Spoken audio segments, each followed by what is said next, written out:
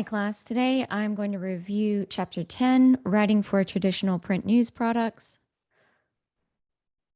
Now, whenever you're writing for print news, it's very similar to what we did in our last project for writing on the web. You're still following that short paragraph format. That means approximately 1 to 3 sentences. Whenever you're figuring out how to separate your information into paragraphs, think of the paragraph as a longer pause than a comma or a period. So you want to use paragraphs as a way to highlight key points of information, whether that's a direct quote that you're using, or maybe a particular piece of information, or if you're starting a new idea, you can use you can separate that information by creating these short paragraphs and organizing it in a way your audience will understand. Now, remember, whenever you're writing, of course, for the news, you want to maintain objectivity. This isn't the same as when you write an opinion essay, or really a lot of the other writing you did for probably for your English classes. In this, what you're primarily doing is you are relying on your sources to provide any specific facts or opinions about information. So, stuff that isn't generally well known, you would want to cite a source whenever you relay that information. That also happens whenever you are including an opinion about a particular topic. You want to make sure that it is not your opinion, it is the opinion of a source. So, for example, if you say San Francisco is a city in California, it's a well known fact. You don't have to say where you found this information. In general, we can all agree that information is correct. However, if you say San Francisco is the best city in California, that's something where it's an opinion combined with the fact of the location of San Francisco. So make sure that you include a source for that opinion. So if the mayor of San Francisco says it's the best city, or someone from Los Angeles who moved to San Francisco says it's the best city, you want to make sure you're including that information and not making it sound like this is your opinion you're sharing with your sources, or with your readers, excuse me. Now, whenever you're including information from your interview, you're including it as a quote. This quote can either be a direct quote or an indirect quote. A direct quote means you're writing word for word what this person said. You can remove pauses, ums, to make it easier for your audience to understand. You can also, whenever you're looking at what to include as a direct quote, make sure that you're including something valuable or interesting for your audience. So if a person has a particularly passionate opinion about an upcoming election, or about a bill that's being proposed in Congress or something, you may want to include that information as a direct quote. So if it's an opinion statement, a lot of times those are going to be very passionate, or if they have a particular bias for or against something, that again is often going to be something you might want to include as a direct quote. Now, you can also include information as an indirect quote. This means that you're kind of summarizing or paraphrasing what the person said. You can use this as context for a direct quote, or you can use it as a way to provide general information in your article without have without having to include a really long or kind of tedious. If you have, a 10-minute conversation about a particular topic, but you really only need like a short summary about what's happening. Like if there's a labor dispute and you're talking to the company owner about it, then they might kind of they might answer your question in a more roundabout way where you don't necessarily want to directly quote everything they're saying, but you do need to include that information to help explain the situation or what or the person's opinion of what's happening in your article. So, as you saw in your textbook, of course, they had a great example of when you should summarize a longer answer to a question. Um, so, kind of read over that, keep it in mind whenever you're looking at direct or indirect quotes.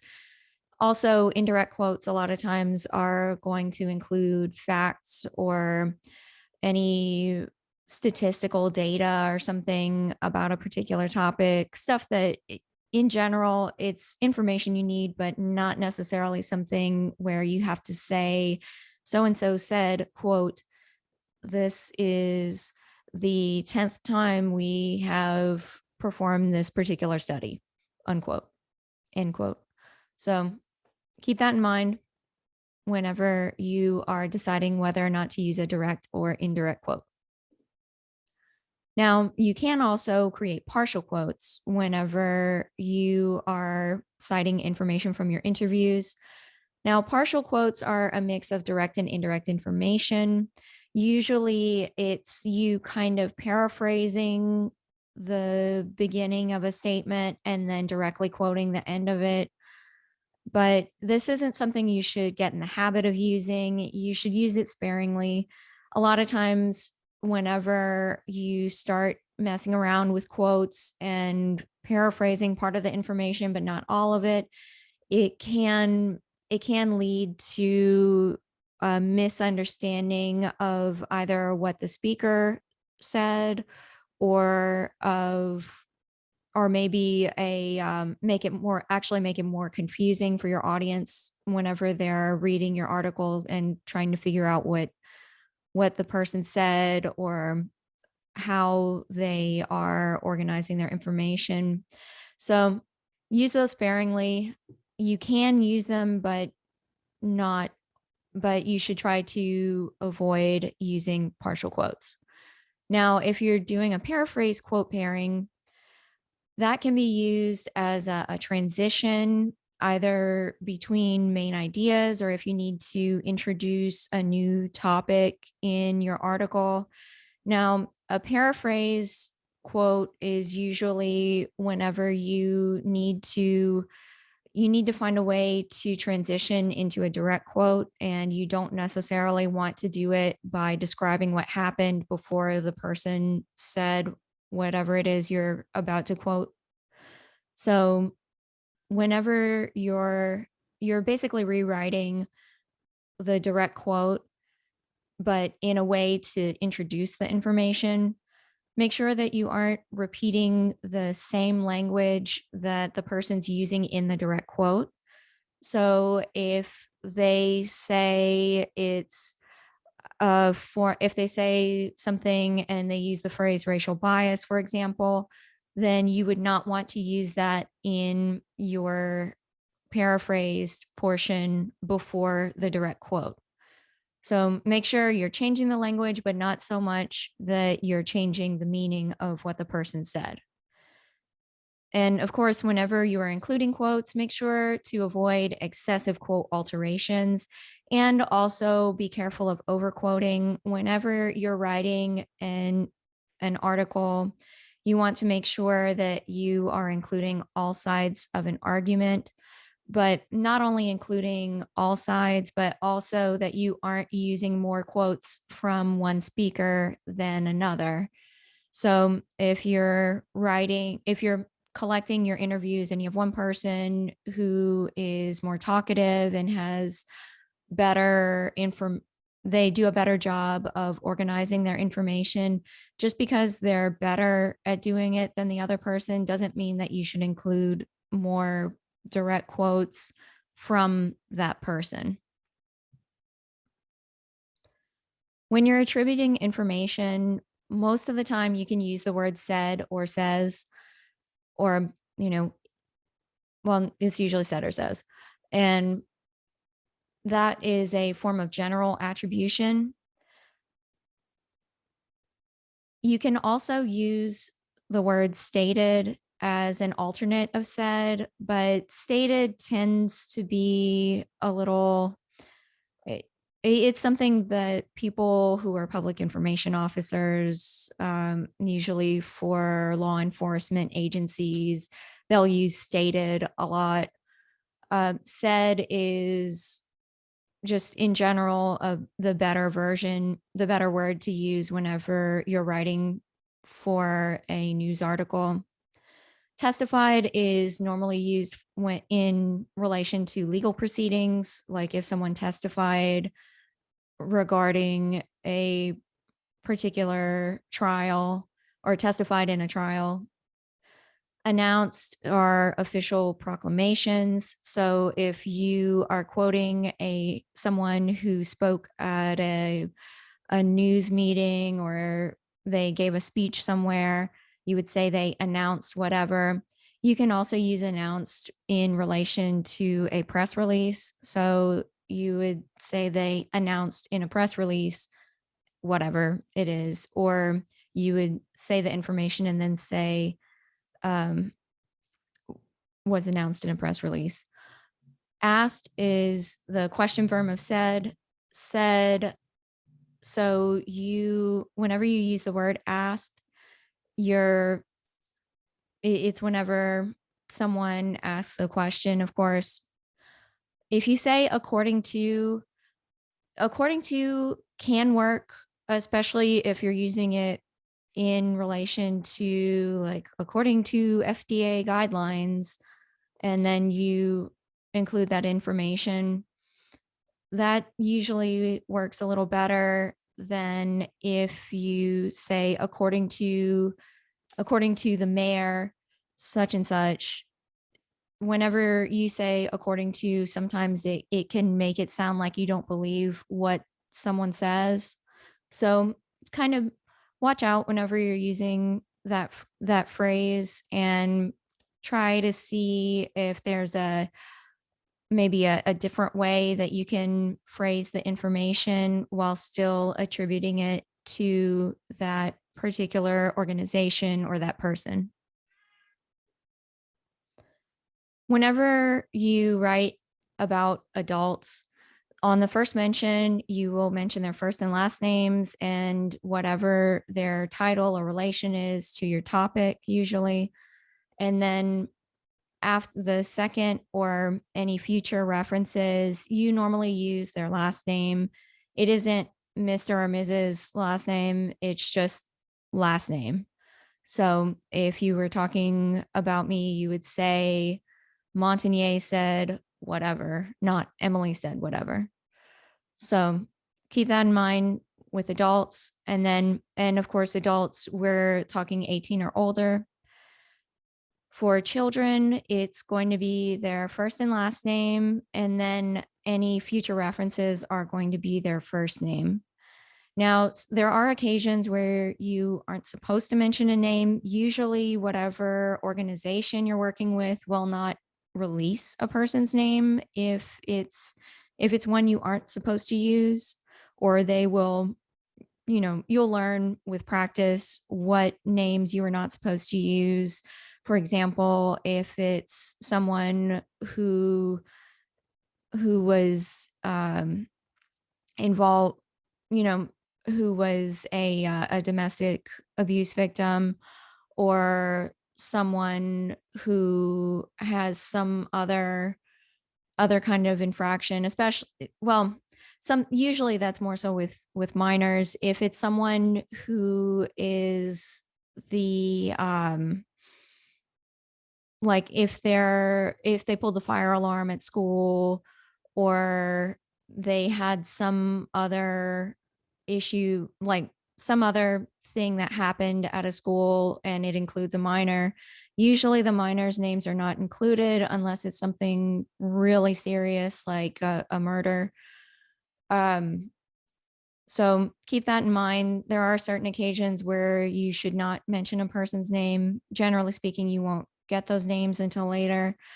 One other one, of course, is with car crashes. A lot of times, the people involved, um, the public information officers working the case, whether it's someone with the state trooper's office or anyone else, they'll usually withhold the names until the next of kin are told about the incident, because they want to make sure that these people are able to, find out what happens before it's released to everyone on the internet or on TV. Now, when you include titles, there sometimes you can refer to a person as their title. So, for example, if you're talking about the Pope and you say the Pope gave his blessing, you would spell out that title and also keep it lowercase because it's the word Pope by itself. However, if you are including a title like Pope or President with the person's name, then it is capitalized. So it would be Pope Francis, both capitalized. If you're talking about multiple people with the same title, like two vice presidents, then you would say vice presidents, capitalized Nakamura and Smith. There are several different abbreviations used. A few of the more common ones, of course, would be doctor, governor, representative, senator. You can find all of them in your AP style book guide. Now, when you're writing for traditional print news, you're using the expanded inverted pyramid. This is more or less the kind of trapezoid style we were talking about earlier. You're still creating that lead with the key points of either the who, the what, when, where, why, or how, based on the information you have in the story. So still writing the lead, including the most important information and including more or less the main parts, the main answers to those questions in the first third of your story. Now, you'll develop a bridge to advance the story. This could be a direct quote. It could be a lot of times it'll be additional answers like answering why or how, or maybe a little more information about what or where. And whenever you transition from the lead into the bridge and then the middle is going to continue that development. So you're going to add more facts, your quotes from your other sources, maybe a few more from the first person you quoted, to develop that information, answer any additional questions you think your audience would have related to this topic. And then, of course, you have an ending. So you want to provide kind of a sense of closure. This can come either from including a quote from one of your sources that really that has that helps you to encapsulate the feeling of the piece. So you want something that will help your audience it'll help them summarize the information or the topic in their minds at the end. You could also use a call to action. This is especially true if you're talking about an event that is going to happen in the future. So make sure that you are aware of any ways that the story is going to be moved forward. If you're talking about a court case, for example, a lot of times there are multiple steps you need to follow between the person being arrested and them either being charged and sentenced or them being released. So kind of look at those steps if you need to for your story. See what it is that could either be a call to action or how you can otherwise create kind of a summary of what happened without actually summarizing everything. And of course, after you finish writing everything, you want to review, revise, and rewrite your work. Now, there are a lot of different global revisions you can use whenever you're writing. You're going to, of course, address larger writing elements. When we're talking about global revisions, we mean things that are usually related to structure or the information you have in there. So review your focus, how you organize the information. How is your paragraphing done? Does it make sense? Do you need to get rid of some of them? What kind of content do you have? Do you have everything you need to answer all of the important questions for your audience? Is there something else that's missing from what you have? Do you need to look for some more answers before you publish this? And of course, you want to ask, how will you reach your target audience? Like, what is your strategy for them to be able to understand your topic? Are you focusing mostly on a family who is affected by a hurricane so they can see how the hurricane recovery is either doing well or not doing well? Like, again, it's going back and asking questions related to your target audience and how you can get them to understand why the story is important and what about it is important for them. Now, does your story provide balanced information for your readers? Is there a clear focus? Do you need to maybe delete a few paragraphs because it's interesting information, but it isn't anything that really holds up your focus? That maybe you need to, after you wrote about half of your paper, you realized, oh my gosh, this other thing I have in paragraph 4 is actually the lead. This is the most important part. So then you move that to the top of your paper, rewrite it a little bit, and redevelop your paragraphs now that you have all of the information out on the paper. And you also want to ask yourself, are there any other areas that need further development? Whether or not you end up needing to change your lead, or maybe there's a particular point you reviewed from your interview that doesn't quite answer the question that you had. So you need to call that person and ask them to explain it again a little more. So are there any ideas that are off the point? Maybe some parts of it just don't make sense. Again, do I need to remove anything? Or maybe you need to go in and shorten or combine some paragraphs. Maybe you have too many sentences that use is or was or have, and you need to maybe rewrite them so they have fewer. So you're using an action verb in there to show a little more of what happened during the meeting for your readers or whatever event you covered. Is there enough supporting material? You want to double check your interviews again, see if maybe there are some other sources where you need to collect some more information. Maybe you need some more data from a particular website related to the some pandemic numbers or something in our area. So go over your information, see if there are any holes or maybe some other things that don't quite make as much sense after you read it, a second or third time, and revise and rewrite the information until you get a better flow of everything. And also, review it for any kind of grammatical errors. Make sure your subject and your verb agree. Remember, words like data are actually plural. If you're talking about data, it's data are.